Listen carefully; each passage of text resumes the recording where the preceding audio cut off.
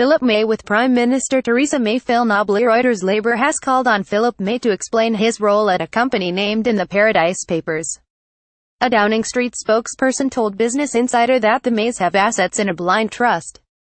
Blind trusts are shrouded in mystery and do not allow the public to know what assets have been put in them and when. Here's everything you need to know. London. Last week the Labour Party called for Prime Minister Theresa May's husband Philip to answer serious questions about his role at a company linked to the Paradise Papers tax avoidance scandal.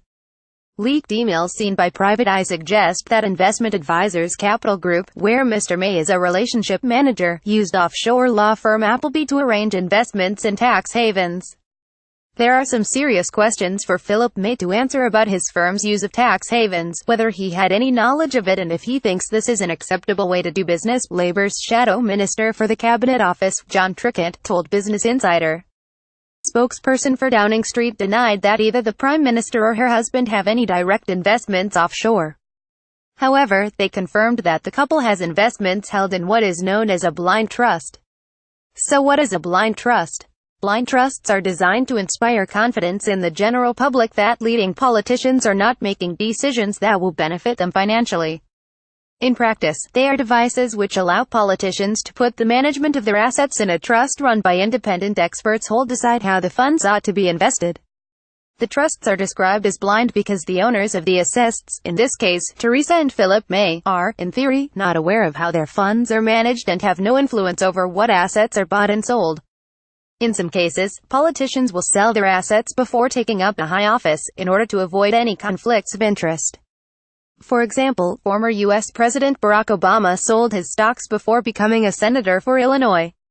So, surely blind trusts are a good thing? Leon Neil Getty. In theory, yes. But in practice, they leave lots of questions unanswered. For example, one obvious issue is that ministers regain control of their assets as soon as they leave office. Furthermore, these trusts are blind in another sense of the word. Very little is actually known about them, what goes into them, and who is controlling them. In theory, it is not impossible that the independent trustees could be friends or even business associates of the owners of the assets, which raises the question of just how independent they are. Additionally, there is no way for us to know what has gone into a blind trust, and when.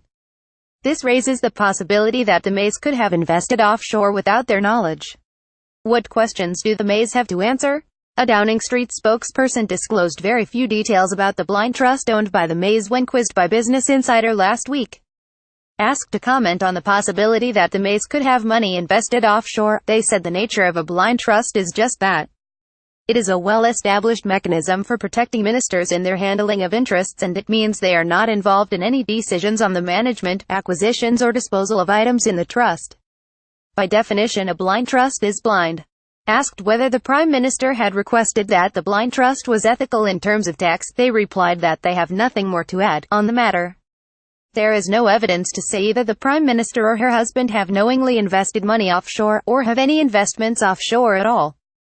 However, what we know is that the Mays currently have assets held in a trust system, which is shrouded in mystery, and this will inevitably raise questions over just how serious the Prime Minister is in vowing to curb tax avoidance. Since this report on Mr. May last week, barrister Jolyon Mom has created a petition calling on Parliament to debate whether the PM should disclose any offshore interests. It has 6,362 signatures at the time of writing. Parliament.uk